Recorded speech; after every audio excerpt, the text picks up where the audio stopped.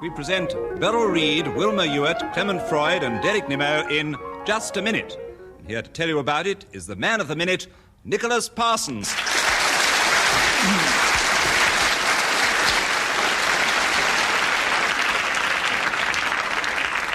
Well, I'm surrounded here by bells, buzzers, microphones, pieces of paper, and goodness knows what, and also a list of rules which I will endeavour to explain to you as we come to them. I also have on either side of me 4 brilliant and devastating-looking individuals who will compete against each other. I'm going to give each one of them in turn a most unlikely subject, and then I'm going to ask them to speak for 60 seconds without hesitating, without repeating themselves, and without straying from the subject. If any time during that 60 seconds one of the other competitors wishes to challenge, he may gain a point, but more of that later. So with this thought in mind, keep going, stick to the point, and don't repeat yourself. Wilma, would you talk for 60 seconds, please, on excuses for being late, starting now? The important thing about excuses for being late is never, never to tell the truth. If one is really in difficulty and caught by the traffic, one should never say so, only that there was an accident and you had to stop to give the kiss of life or something. Beryl, Reid. Hesitation. Well, I don't think she hesitated, and I award you a bonus point, Wilma. Continue talking, please, for another 40 seconds on excuses for being late. Yes, we had a great American author called F. Scott Fitzgerald who was always late. Always late. And he had a million good excuses for that. He, for instance, came in to meet his publisher, who was very important to him, who, directed his whole life. Clement Freud, you've challenged. On what basis? Well, I haven't said anything yet. I thought...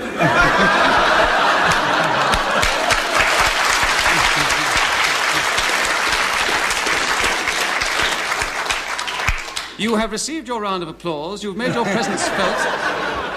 Now, seriously, as regards the game, on what do you challenge Wilma Ewart? Hesitation with just a touch of deviation. I can't give you any extra points for the touches, but I will give you a point for the deviation, yes.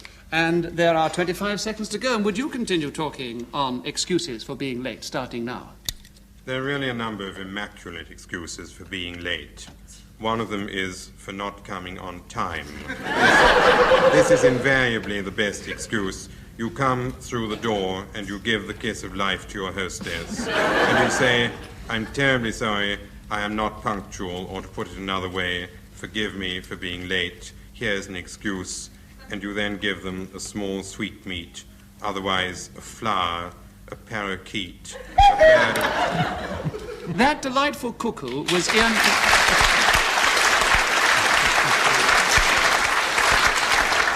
That cuckoo was Ian Messiter, who thought up the game. And, Clement Freud, you have 1 extra point for finishing. Now you will start the ball rolling this time. And I'd like you to speak, please, for 60 seconds on knitting a cable-stitch jumper. Starting now. It's going to be very difficult telling you how to knit a cable-stitch jumper. But you will have to bear with me. And I do promise you that any repetition that you're going to get is absolutely necessary to the operation. To knit a cable-stitch jumper, you go into a wool shop and you buy wool. You also buy knitting needles, and you then sit in a comfortable position with your feet splayed out about 45 degrees from the main screen.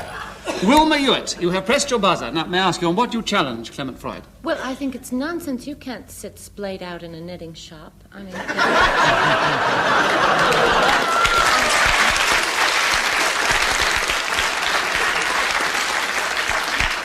No doubt you can't, Wilma, but you don't know Clement Freud as well as I do. Clement Freud, I award you a point, because I know you so well. Do continue. Having engaged... Derek Nimmo, on what do you challenge? Hesitation. I quite agree. You didn't say go. Oh. You didn't surely play continue. It counts as go, doesn't it? Didn't you say continue? Well, now you put me in a complete dilemma now. Were you genuinely waiting for Yes, that? I was. I will have to discount that. I'll have to discount. I'm very sorry, Derek. You have 25 seconds left on which to talk about knitting a cable-stitch jumper. Clement Freud, starting now. You get the wool onto the knitting needle. And you engage it, and you then pearl 1, plane 2, pearl 2, plane 3, pearl 3, plane 1, plane 3. Derek Nimmo, try Repetition. again. Did you say hesitation or repetition? Repetition. Oh, what He a said- difficult. He said pearl 1, pearl 2, pearl 1, pearl 2. You know. Yes, but I don't know a great deal about knitting, but I thought they were all different stitches. They were all completing a jumper which had to have an end product. It was building to something, wasn't it? No, I think probably, I would say that Clement Freud's still with it here, and you still have 15, and you win an extra point, 15 seconds to go with your cable stitch jumper. Going from now. Now, the cable stitch jumper will eventually be ready. It needs sleeves which have to be tucked onto the main bodice. And after this, you have to sew on buttons, which may not be part of knitting, but are an essential of the cable stitch jumper, which is then ready to be put on.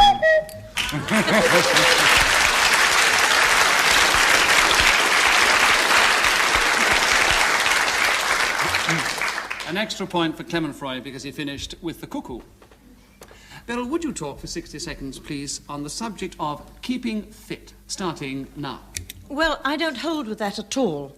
I think it's absolutely awful keeping fit. It takes up all of your life. I mean, first of all, to start with, keeping... Derek Nimmo, your A challenge. deal of hesitation, I thought. Really. Yes, I think quite a deal. Yes, yes. Derek Nimmo, you have an extra point. And will you continue talking now for 47.5 seconds on the subject of keeping fit? Cold baths. Cold baths are absolutely essential. Clement Freud, on what are you challenging? Repetition.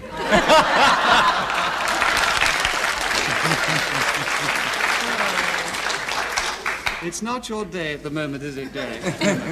Clement Freud, I award you a point. Will you continue talking about keeping fit? Starting. He said pearl 1, pearl 2, pearl 1, pearl 2, 6 times. That didn't count. And he said cold baths twice. You've made your point. It's going home.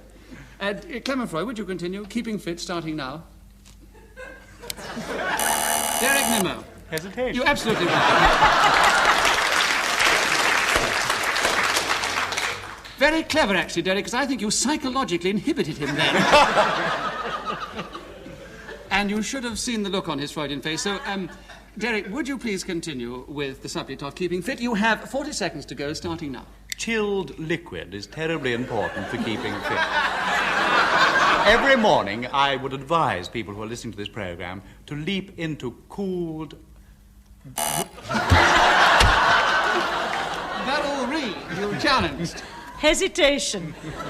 Beryl, you seem to watch Derek's lips because you were challenged on the same basis last time. What were you trying to say, Derek? I was trying to say... No, you weren't stuttering. You were fishing for a word.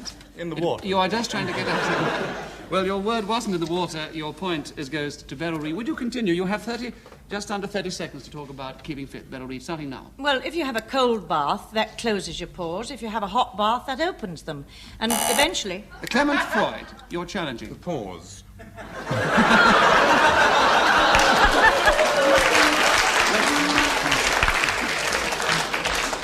Well, I think that's so clever, I will give you a bonus point, Clement, for that. But I cannot take it with the rules of the game away from Beryl Reid, so she will continue talking for 23 seconds on keeping fit.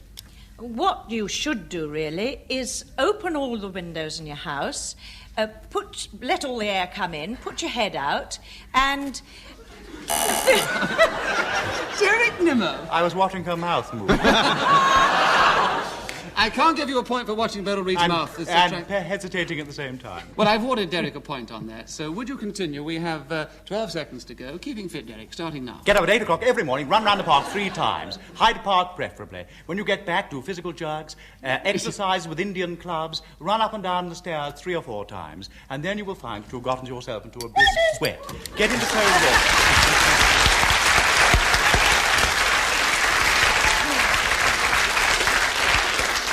Right, now who are we with now? We're with Wilma Ewart, aren't we? Wilma, would you talk to us for 60 seconds, please, on the subject of phrenology, starting now? Phrenology is a science, as you all know. It began in Polynesia, where it was the custom of the natives to bang their heads together. This was a greeting rather than rubbing noses or shaking hands. So the more bumps on a person's head indicated how friendly he was, how many friends he had. And the natives in Polynesia are splendid at reading one's head to discover if your friends are sincere, warm, or if they're just... Derek Nimmo, what do you challenge? It was me, actually. Well, I thought hesitation, really.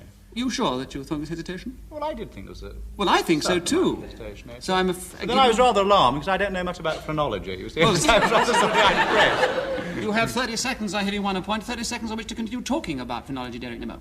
I think it's very interesting when one walks down the Portobello Road and sees those little heads with the large lumps in all the windows, which are divided up into various partitions for people to read the bumps on heads. I believe if you go to a phrenologist, he has there a head which has been divided out into various sections according to the brain area, some of which say about your sex, whether you're male or female, whether...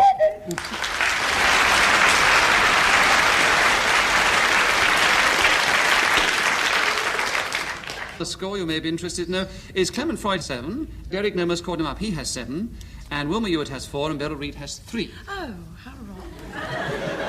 Clement Freud, it is your turn to talk this time for 60 seconds on the English Nanny, starting now. The English Nanny is a great institution beloved by all English children.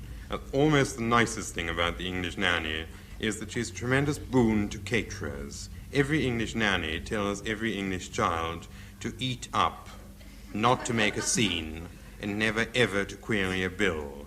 And for many years, English caterers, helped by English nannies, have been working on this assumption.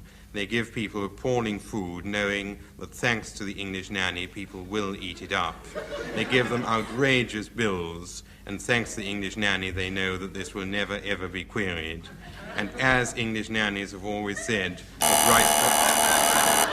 Derek Nimmo, you've challenged. Well, I counted them, 7 English nannies. So did I.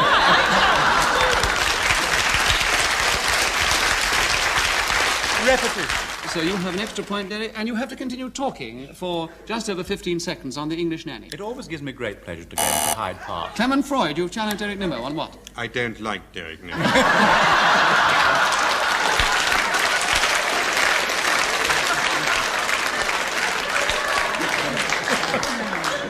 English nannies are tremendously warm-hearted, generous, kind, white-haired, pram-pushing, beloved, endearing, bespectacled, kind ladies. And they don't like Hyde Park, they like Kensington Gardens. Right, well, Derek Nimmo gets a point because dislikes him, and also Clement Freud gets a minus point because he went on without permission from the chair. Right, now we continue that with... still 15 seconds to go on the English Nanny. Derek Nimmo, 15 seconds on the English Nanny, please. When one goes into Hyde Park, one was always pleased to see the number of English nannies pushing their prams towards Kensington Gardens, where, of course, they're always much happier.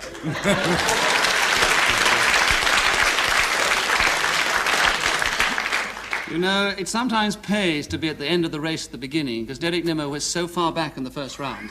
You've been all on his side. I think he's way ahead of the field at the moment. Right, we now continue, Derek Nimmo. It's your subject this time to start with, and we'd like you to talk for 60 seconds, please, on things to do in the bath. Start here. Starting now. I had a girlfriend called Wilma, with whom I... Beryl Reid, you have challenged Derek Nimmo. Deviation. Well, all I can say is that your challenge is very devious. I don't think you'll find that I'm deviating if you let me continue. Before we get into very deep and hot water in this bath, I think that I should award that to you, Beryl Reid, to take it out of the hot water that Derek Nimmo's taken. What does the audience think? And the same to you, sir, and I hope you don't come again. Who thinks Beryl Reid deserves a point? I thought I ought to continue the sentence. And who's with Derek Nimmo in his bath? Derek Nimmo, you're back in your bath. feet. Having gained a point, so you have 57 seconds to go. Will you continue talking about... The young friend that I mentioned I used to have my bath with. We used to sit together, and I used to play with her rubber duck. And she used to play with my sponge. Alas, she grew up and went to nursery school, and I never saw her again. Since then, I've often had all sorts of interesting experiences in baths. I have at home a family bath, and I think it's terribly important to have a family bath. I have a wife and 2 children. We have this large bath which we all gather together in on cold winter evenings. And it's one way of getting to know your family awfully well. I also rather like to shave in the bath, and this is one of my vices, perhaps, whilst bathing. Another vice is to read the newspaper, and I was terribly interested to read in the paper the other day that in Japan...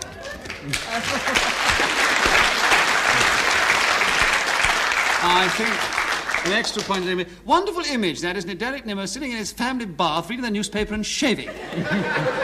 I must come round sometime, Derek. What is the score at the end of that magnificent round with Derek Nimmo with the audience on his side leading the field? You have 13 points, Derek Nimmo. Very unlucky omen, I would say. Clement Freud is second, so with 7. Wilma Ewart has 4, and Beryl Reid has 3. Beryl. Still? Well, Beryl, I think you've got to challenge Derek very easily on that. He was going off about his family bath and not about things to do in the bath, and nobody picked up this point, I thought. Anyway, Beryl, would you like to continue and talk to us for 60 seconds on what to buy at a jumble sale, starting now? Well, I would start off with a bird cage. I haven't got a bird, but it would be very nice to have one, and so that would be the first thing I would look for. I'd like a pair of step ladders because I'm not very tall and I could see more that's going on if I had a pair of step ladders. I'd also like some ladies' shears with long handles so that I could cut the edge of the grass without bending down. And most of all, I'd like some very thick saucepans. Wilma Ewart, you have challenged. Well, I think it's deviation. It's what Beryl Reid would like, really, not what she should buy at a jumble sale. But this is what I should buy at a jumble sale. Yes, well, I think I'll give you that, Beryl. Yes, I don't grant the challenge. You have an extra point. Because you don't know what's at the jumble sale, do you? You won your point, my love. You don't need to convince me. You have 30 seconds to continue talking about what to buy at a jumble sale. Yes, I'd like some old china. I'd like one of those jugs and basins like I used to have in digs. And I'd also like a ukulele because I think that would be very useful if I could get the strings for it. But possibly I couldn't pick those up at the jumble sale. I'd have to travel to get those. Clement Freud, you're challenged. Deviation, this is what not to buy at a jumble sale. No, this is...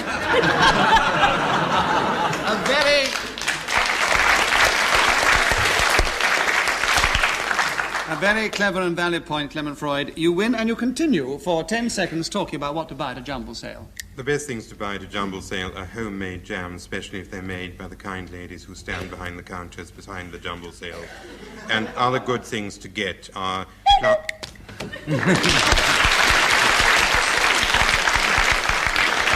As you were still speaking on the cook, an extra point to Clement Freud. Wilma Ewart, it is your turn. And would you talk to us for 60 seconds on the many uses of bubble gum, starting now?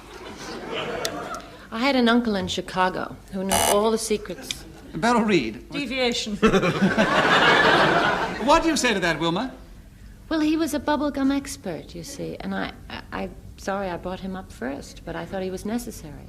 I think it sounded like deviation to me, and I'm going to give Beryl an extra point. Beryl, would you continue talking for about 50 seconds on the many uses of bubble gum? Well, if the door won't stay closed in the bedroom, it's very useful to put the bubble gum between the 2 things of the door, and it does keep it shut. But you must be very careful not to breathe through it, because a big bubble comes out at the other... Wilma Ewart, on what have you challenged? Well, I think there's hesitation there. I think that... Yes, I thought there was a lot of she hesitation. was so careful not to... I know nothing about it. I know. Wilma Ewart, you won a point. Carry on talking. We have 40 seconds to go on the many uses of bubble gum. Bubble gum, when ironed very flat, with an iced rolling pin. This is important. You must have iced to get bubble gum off things. Clement Freud. Repetition. Why? Explain yourself. If you have an iced rolling pin, of course you've got to have ice.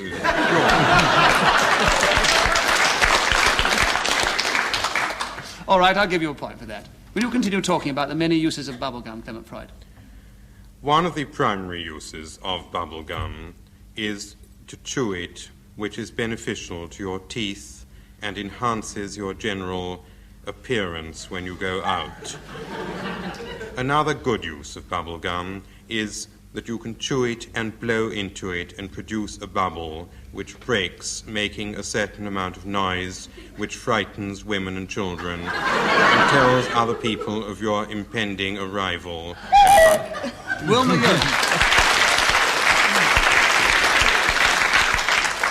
Wilma, you challenged just as the whistle went. Was that a mistake? You say deviation. I felt that he must be some sort of deviant to want to frighten women and children.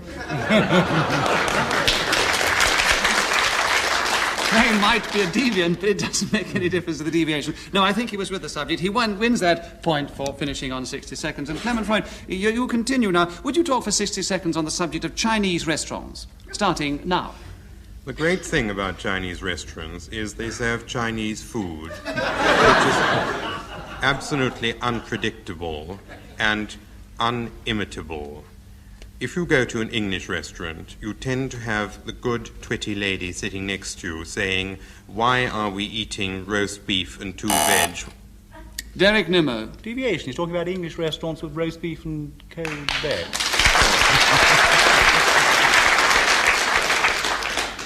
What do you think? Drawing an important social parallel. I don't think you've made your important social parable firm enough with this audience, and Derek, I award you a point. Would you continue talking about Chinese restaurants? We have 42 seconds to go. What I like to eat most of all, I suppose, are chop suey, then egg foo young, lobster balls, perhaps pork balls, pancake rolls. Clement Freud, about you, Chad? Repetition. And I'm sure that after you put all that down, you would repeat.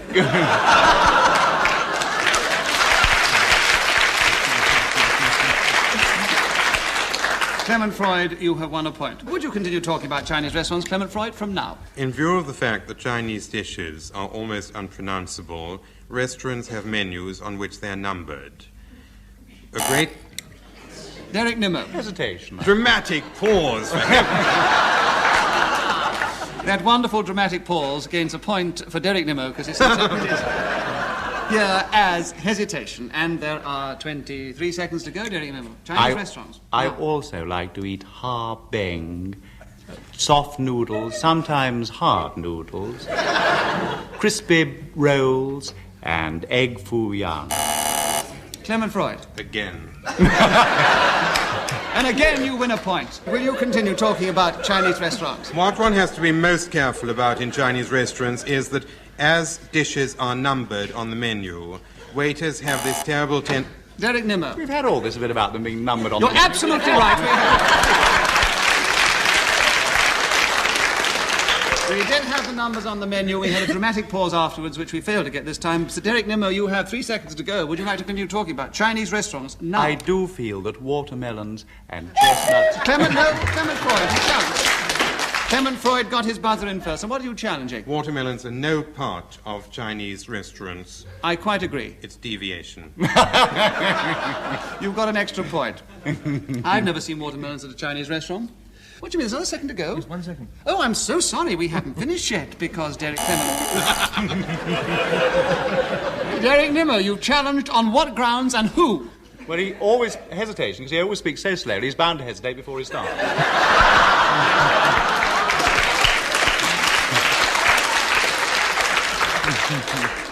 Well, as I was speaking then, and I was hesitating, I don't quite know who to avoid the point. I think I'll give one to both of the girls for that.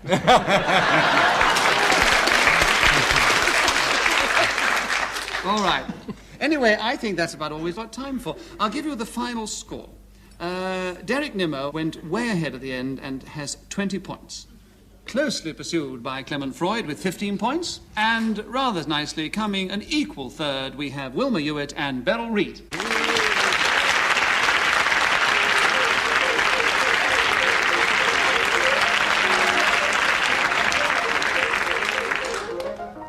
The chairman of Just a Minute was Nicholas Parsons. The programme was devised by Ian Messiter and produced by David Hatch.